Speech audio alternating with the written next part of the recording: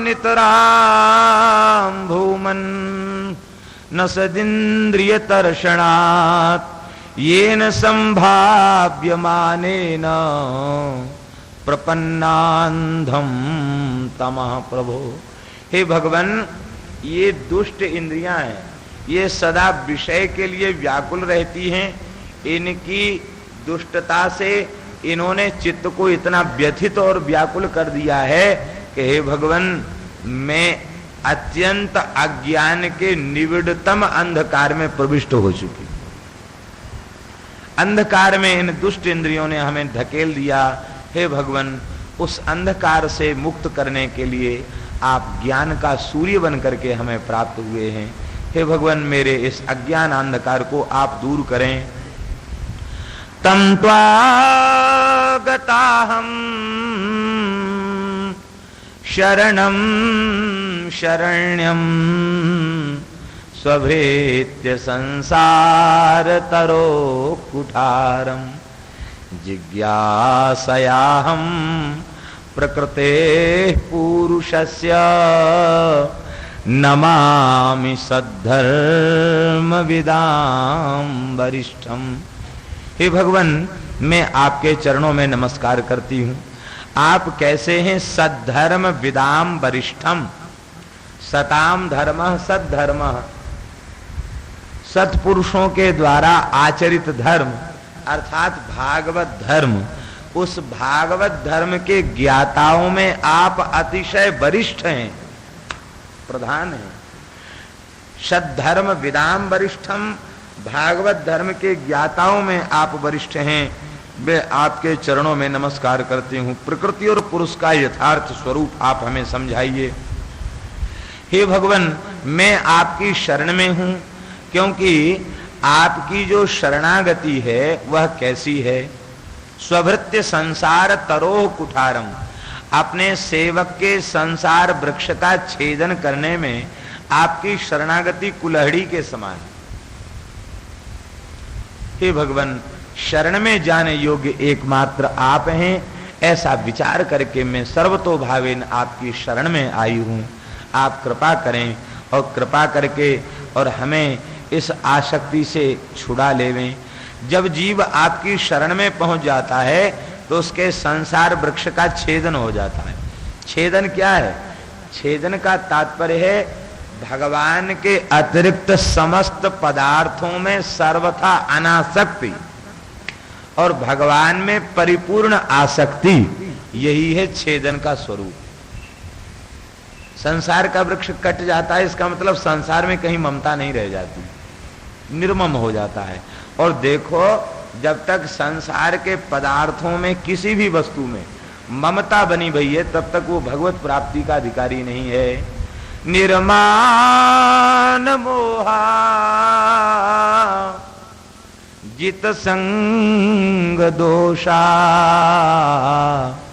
अध्यात्म नित्या विनिवृत्त कामा द्वंद्वैर्विमुक्ता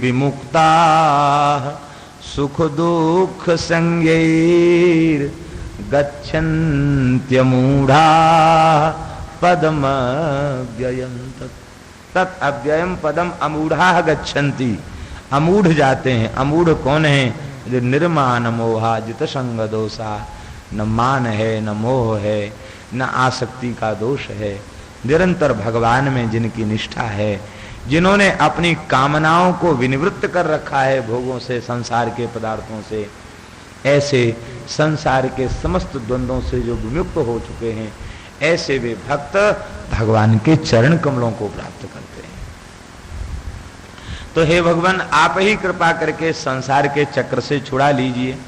भगवान देखिए परम कारुणिक हैं, करुणा के समुद्र हैं, लेकिन भगवान का एक स्वभाव है। वो स्वभाव ये है कि जब तक जीव शरणागति के भाव को स्वीकार नहीं करता, प्रपत्ति को स्वीकार नहीं करता, तब तक भगवान उसके ऊपर कृपा तो सबके ऊपर करते हैं, लेकिन तब तक भगवान उसे अपना करके उसे स्वरूप का बोध नहीं कराते हैं। यहां तक कि इनके पिताजी भी जब तक न कहें कि हम शरण में हैं तो पिताजी को भी ज्ञान नहीं देते। ये मैया है, मैया कह रही है शरण में जाने के योग्य आप हैं और हम आपकी शरण में हैं, आप कृपा कीजिए। जब तक शरणागति की याचना नहीं की तब तक भगवान ने देवहूति को उपदेश नहीं दिया, मैया को भी। कहां तक कहा जाए, महाराज इनका खास मित्र जिसके साथ सब काम करते खेलते कूदते, सखा माने क्या होता है, सह खेदती सह खादती और सह खेलती, खाने सोने की सब क्रियाएं साथ ही साथ जिसके हों उसको सखा कहते हैं। अर्जुन सखा है कि नहीं, लेकिन अर्जुन ने भी जब तक ये नहीं कहा यच्छ्रे यस्यान निश्चितम ब्रूहितन में शिष्यस्ते हम साधिमाम त्वाम प्रपन्नम, तब तक भगवान ने उन्हें गीता का उपदेश नहीं दिया। और प्रपत्ति से शरणागति पर रीझ करके ही गीता का उपदेश दिया। और अंतिम में भी मन मना भव मद भक्तो मद्याजी माम नमस्कुरु। और इसके बाद भगवान ने कहा सर्वधर्मान परित्यज्यो मामेकम शरणं व्रज अहं त्वा सर्व पापी भो मोक्षयिष्यामि।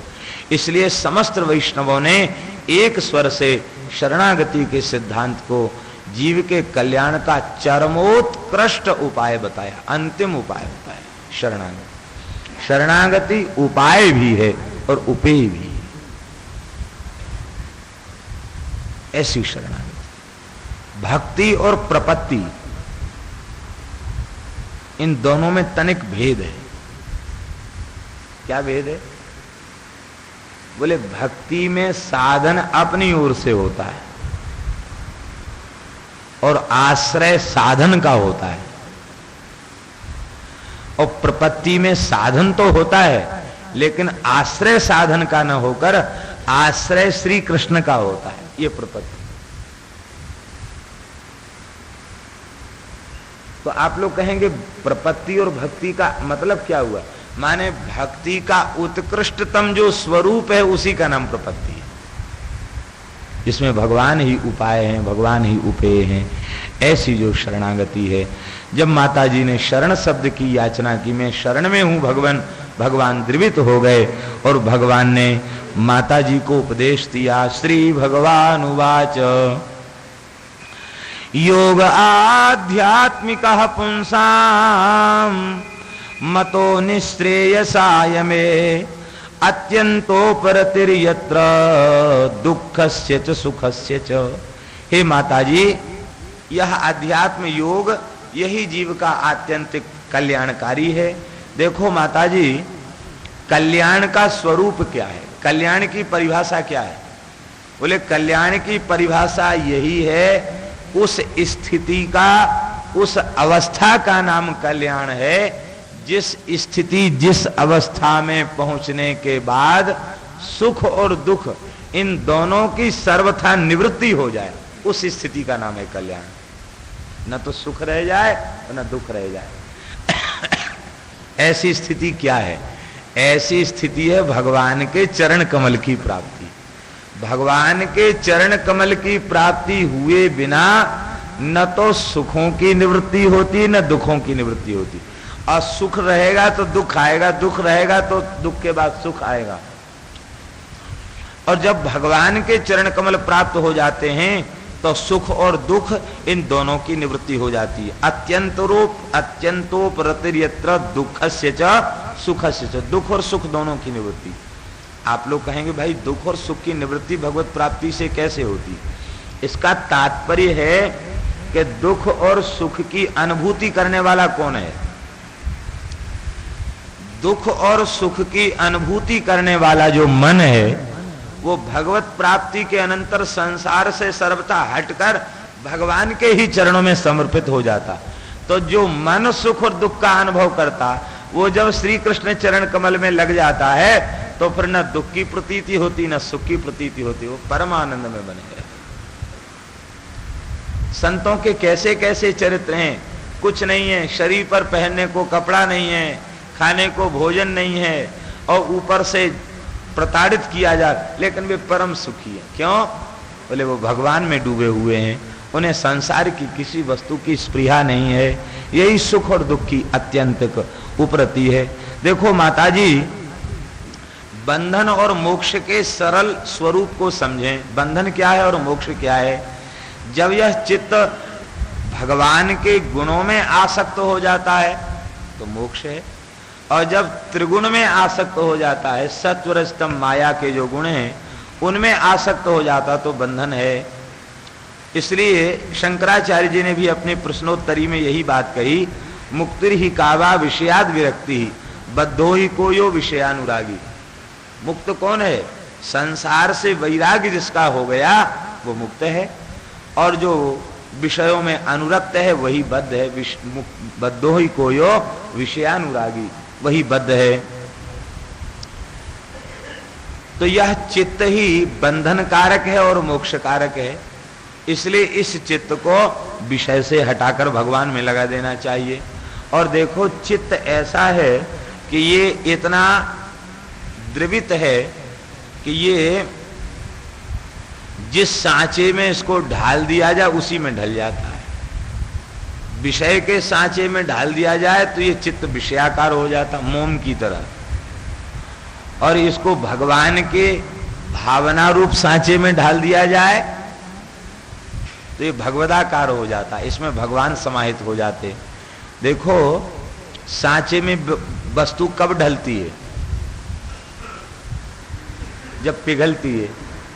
तो इसलिए भगवन नाम संकीर्तन से, भगवन नाम जप से, भगवत कथा श्रवण से, संतों के अनुग्रह से जब चित्त अत्यंत द्रवित हो जाता है, पिघल जाता है, तो ठाकुर जी के स्वरूप रूपी भावना के सांचे में वो चित्त ढल जाता है। और ढल जाता है तो भगवदाकार वृत्ति हो जाती है, और जब वृत्ति भगवदाकार हो जाती है तो जित देखो तित श्याममयी है। ऐसे ही संसार की वस्तुओं के लिए भी चित्त पिघलता है, ये भी बात है।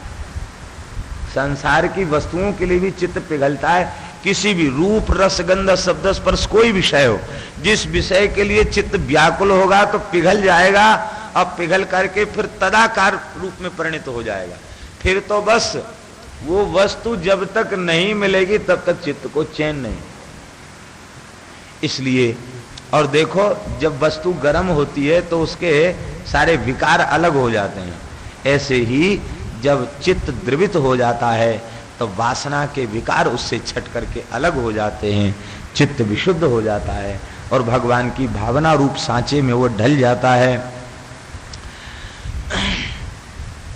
माता जी की जिज्ञासा थी कि भगवान, ये जो षड विकार हैं, काम क्रोध मद लोभ मोह मात्सर्य आदि, ये षड विकार, इनका बीज क्या है? क्योंकि जब बीज नहीं रहेगा तो विकार नहीं रहेंगे। इनका बीज बताइए, बीज क्या है? भगवान बोले, इन समस्त मायिक विकारों का बीज है अहम और मम। अहम ममाभिमानोत्थैः काम लोभादि विर्मलैः वीतम यदा मनः शुद्धम अदुःखम असुखम समम। देखिए, अहम और मम, इस प्रकार का जो अभिमान है, इस अभिमान से ही समस्त प्रकार के विकार के बीज प्रकट हुए। इसलिए अहम और मम को शुद्ध करे। अहम और मम जब शुद्ध हो जाएंगे तो चित्त निर्विषय और निर्विकार हो जाएगा। आप लोग कहेंगे कि अहम और मम को विशुद्ध बनाने का उपाय क्या है? देखिए, ज्ञानी लोग वह तो विचार करते हैं। क्या विचार करते हैं? बोले, अहम पद का अर्थ क्या है?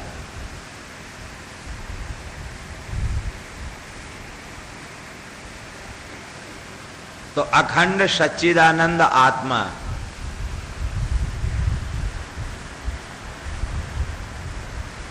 देखिए, देह इंद्रिय आदि से विलक्षण जो आत्म तत्व है वही अहम पद वाच्य है, और वह सत्ता रूप है, और वह सब में एक जैसा विद्यमान है।